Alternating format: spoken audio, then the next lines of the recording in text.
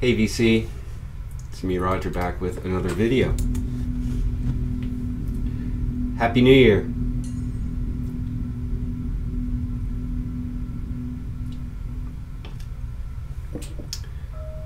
I'm enjoying a portage, seasonal porter from New Belgium. Has almond milk in it, I guess, which I normally wouldn't go for, but it gives it that kind of creamy milk stout kind of flavor. It's nice for, you know, grocery store beer. Cheers, everybody.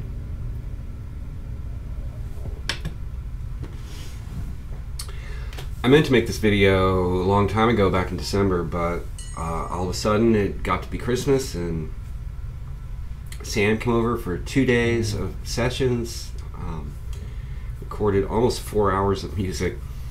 A little bit different this time, me playing guitar and synthesizer as well as piano. Rough Mix is playing in the background, just because I'm certainly not going to harass myself about playing my own music on my own channel. Here's to YouTube. Anyway, and it's New Year's, and here we are, well into 2015. And hope you all had a great holiday, and Santa was good to you. I'm going to make another video about some non-vinyl gifts that I got that are outstanding out there.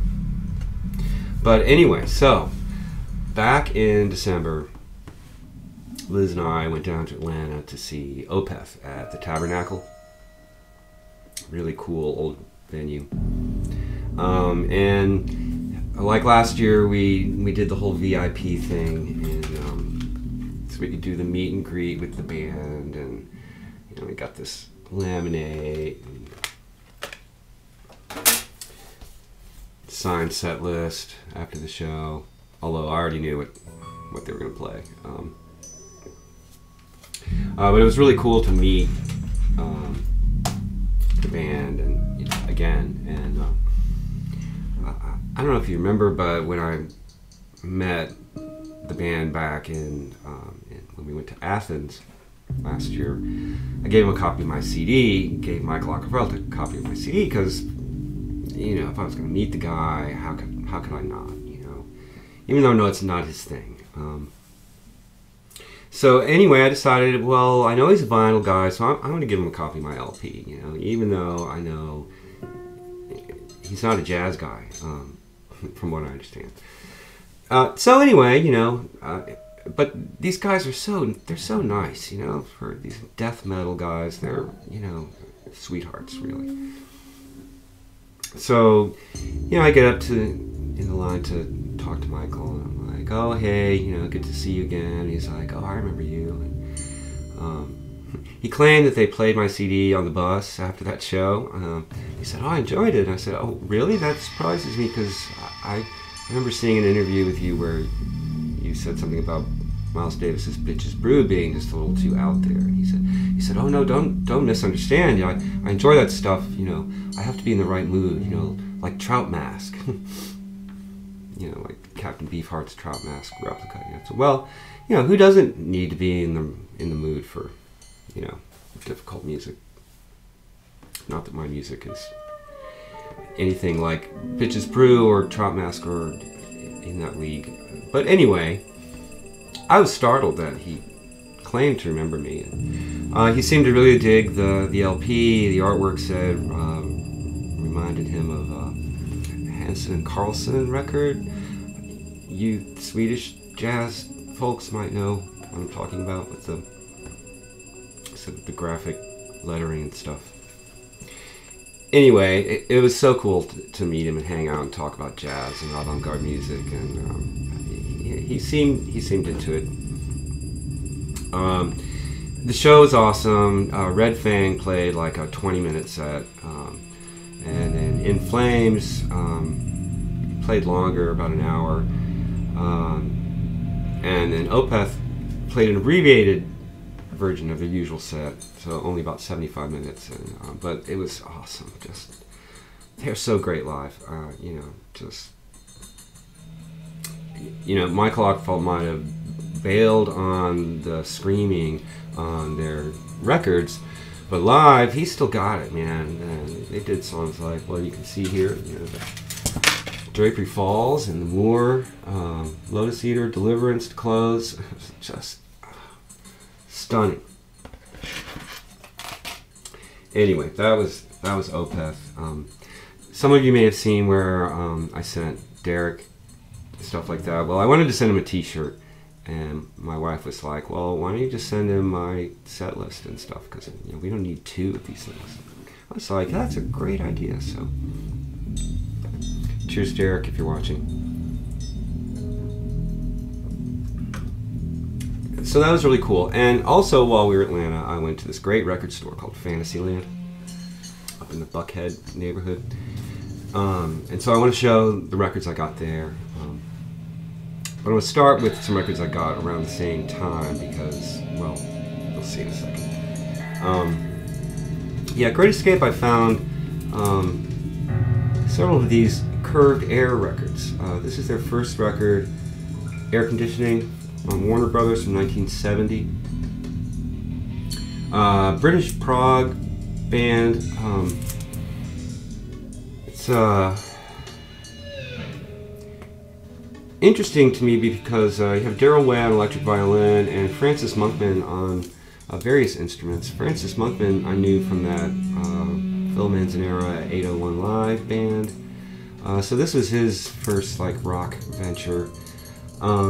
The first edition of this was a picture disc, which looked like this. But this is a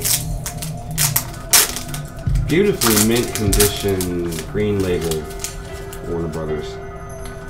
I was reading about this band. They were apparently Warner Brothers' first big like UK signing, and they got a big advance. And they were never really that big, actually.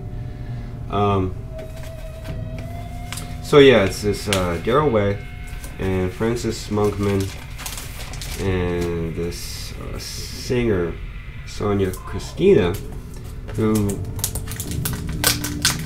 I guess brought kind of a sex appeal to the band. And you know, really, they're a really schizophrenic band because Daryl Way was, you know, apparently very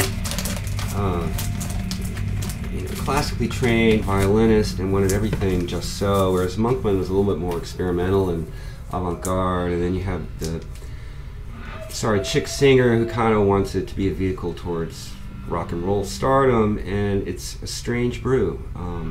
Not everything works, but it's interesting. And I found this there too, Phantasmagoria, which is even better, I think. This is their third album. I'm looking for their second one now. So yeah, Curved Air. This is again a green label, Warner Brothers. This is from 1972. But Monkman's stuff has been kind of relegated to the second side on this. So the first side is kind of more in a wanting to be rock, folk, I don't know. And then the second side gets even more experimental. It's a very schizophrenic listen. It's you know, it's no wonder they kind of never really went anywhere with it. That's a great cover, and I don't know. I really find these records interesting. And so then Monkman's out of the picture altogether, and I think even Daryl Way is out, and Eddie Jobson's playing violin. And this is just more of a straight up kind of 70s hard rock thing with, you know, the operatic female vocalists. Not very good, really, to be honest. This is a German Warner Brothers pressing. Super mint, though. I'm going to keep it because it's curious to me. So I show those records because when I was in Atlanta at Fantasyland Records, this great record store, gosh, like 4 or 5 rooms, an interesting filing system. So you had like 50s and 60s, and then 70s to the present, and it was all mixed: rock, soul, pop, whatever. There was a room in the back of jazz. But browsing the rock and pop was weird because the 50s and 60s is where you'd find the Beatles and stuff, and MC5 for instance, along with like 50s stuff. So it was kind of weird. But they had a ton of stuff and boxes and boxes of. I think to make the main bins it had to cost $6 or more. So there were boxes and boxes of $5 records, $3 records, $2 records, $1 records. I didn't even have a chance to look at all that stuff. I went through all the jazz, and it was a little. They had a lot, but it was more mainstream to my tastes. Although I must say there were a bunch of Blue Note 50s, 60s Blue Notes, pricey and I don't know. I admire anyone who goes there, but I can't do it. So I brought up the Curved Air records because I found this in the jazz bin, and I guess that's where it belongs. This is Sky's first record on Arista from 1980. And so you can see it contains Francis Monkman, along with John Williams, Herbie Flowers, Kevin Peake, Tristan Fry. I'm not super familiar with those other players. 2 LPs and a gatefold. Virtually mint, except for a tiny little beginning of a seam split right here. This was disappointing though. There's a cover of Curved Air's Vivaldi on here, which is actually pretty interesting kind of classical rock melange, but there's a whole bunch of things on here with titles like Adagio and Scherzo and Toccata, and so this is maybe half good. Maybe this should have been a single album. In my opinion, I don't know, it gets a little tedious. The other thing I wish I kind of noticed is that it's an early digital recording, so there's no information above 14K. I'm being generous there. Drums sound like he's hitting paper bags. I don't mean to rag on it. Half of this is really cool, interesting kind of progressive jazz fusion, something. I don't know. Cool cover. Anyway, Francis Monkman, fascinating character to me. Wow, here I am, 12 minutes in, rambling on. A couple other jazz records I found there. This is a Revolutionary Ensemble, The People's Republic, on A&M Horizon label. From, I'm not sure, 79 maybe, something like that. So, really cool lineup with Leroy Jenkins on violin and Cerrone on bass and Jerome Cooper on drums.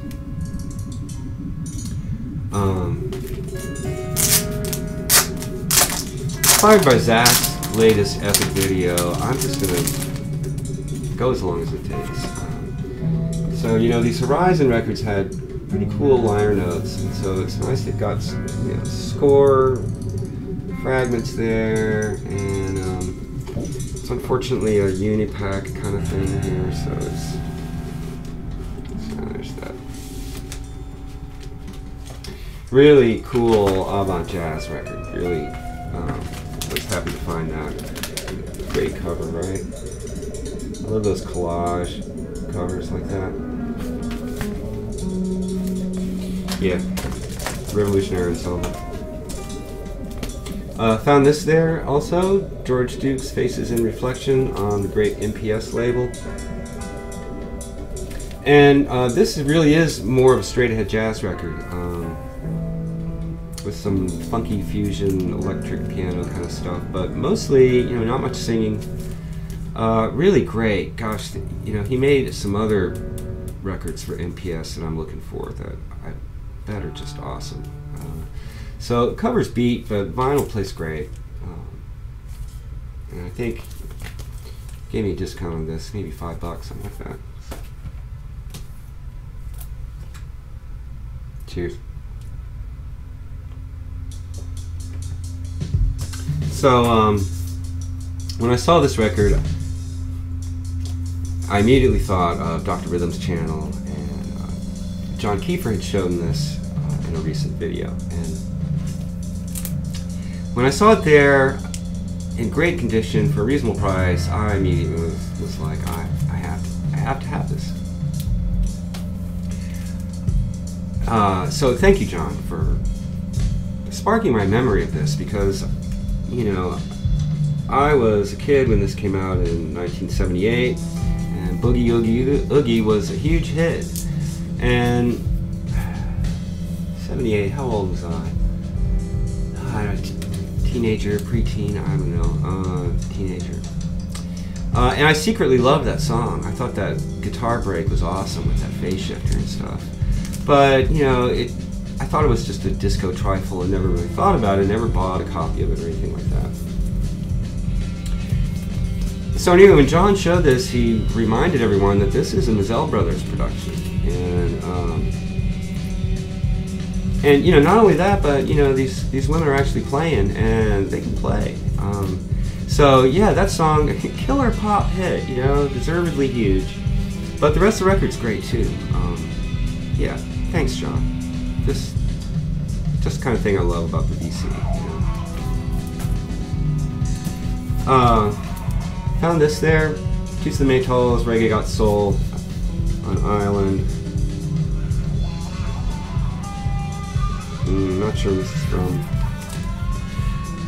Late 70s. I used to have this record. And I'm still looking for Funky Kingston, which is a great reggae record. I have a reggae collection. I don't listen to it a lot, but I regretted selling this from the moment I sold it. So I've been looking for a nice clean copy of this for a while. So pick that up. So yeah, not a lot of jazz. You know, cool reggae record. But what this place really had a lot of was prog, amongst other things. But prog heads is delightful. And this was kind of the find of the day. Jade Warrior's Last Autumn's Dream on Vertigo Swirl. This is my first Vertigo Swirl. I'm so excited. Let's see, gatefold. Jacket's in pretty nice shape. There's some seam splitting.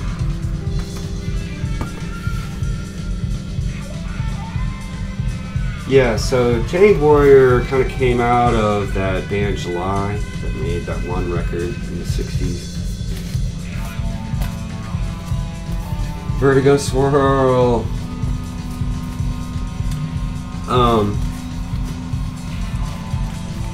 Vinyl's in gorgeous condition. This is a beautiful, beautiful record. Opening track, what is it called? Winter's Tale. Basically about sitting by the fire and how great the fire is. And it's so unbelievably beautiful. It builds to this huge crescendo that's just, it's just such great progressive pop, psychedelic, whatever. I don't know. This is beautiful. The rest of the album is great too. It's varied stuff, some hard rock kind of things, some bluesy touches. That opening track, wow. The sound quality's stunning. And I'm looking at the credits here, and it doesn't say the engineer is, but Richard Dodd. This guy mastered my CD and my LP, and I knew he was a big deal, but when his name crops up on things like that, it's like, oh, well, no wonder it sounds so good. More prog, Nectar, recycled on U.S. edition on Passport. German prog band, sounds exactly like that cover looks. Yeah, I'm digging the Nectar that I find out in the wild, easy to find. Also, easy to find record that I might not have picked up if it wasn't for Dr. Daywalks talking about this band. Klaatu. I think I showed their first record in a recent video. This is their second record, Hope. Beautiful proggy covers, but it's not really prog. Well, it's prog in the way that the Beatles were prog. Very Beatles-esque symphonic pop. Really nice, but I think the first one's better in my estimation. I don't know, I gotta listen to this again. Dutch prog band, Kayak. I showed their first record in a recent video. I picked it up at a record show. Royal Bed Bouncer. This is on Janus, US pressing on Janus. Yeah, I like these guys. Kind of varied hard rock, more in the Nectar vein than in the Yes sort of prog end of things. I don't know. I dig them.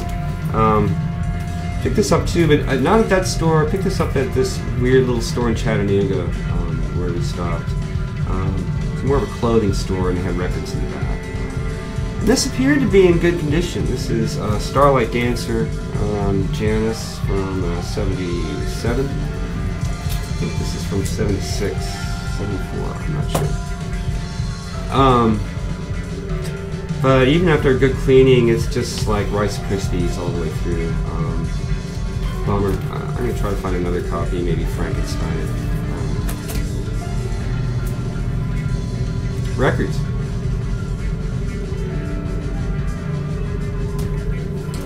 Speaking of Phil Manzanera, and does no, he doesn't play on this. Eddie Jobson plays on this. Phil Manzanera's Diamond Head. This is something that got shown a lot in the VC a year ago or so when I was first getting into the VC, and this is great prog record with Robert Wyatt sings on it, John Wetton is on it, Eno, yeah, Charles Hayward,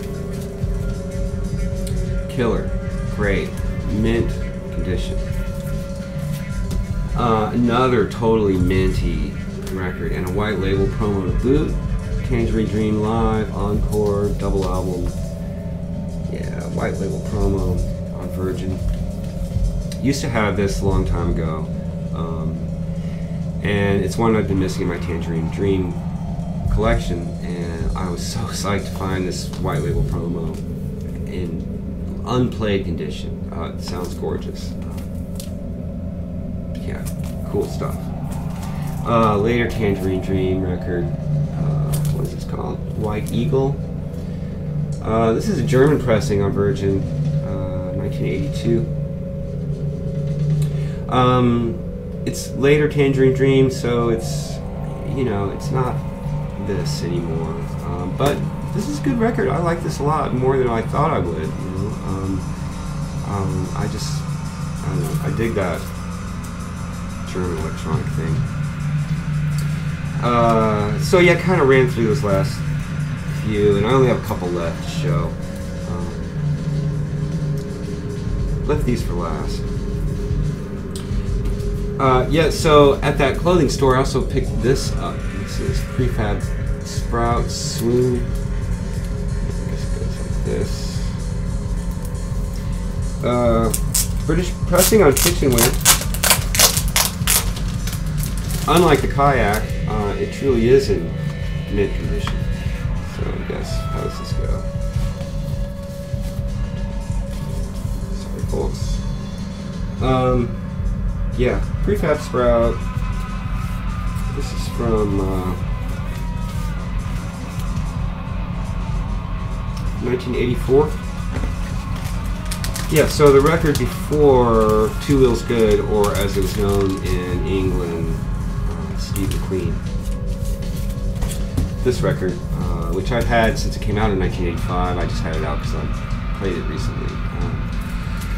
Now this record is a pop masterpiece. I've loved this record ever since 1985. And it's so good that in my mind I never was interested in hearing anything else the band could do, because there's no way they could top this. There's no way. But when I saw this at that clothing store, you know, mint condition, the album before Two Wheels Good, for like $3, I thought, oh, okay, fine. And it isn't as good as this. It's okay. Doesn't have the lush production of this, right? So I'm glad to have it. Found this then at Fantasyland. This is their 1988 record on Epic, from Langley Park to Memphis. And I didn't love it. It has a lot of the...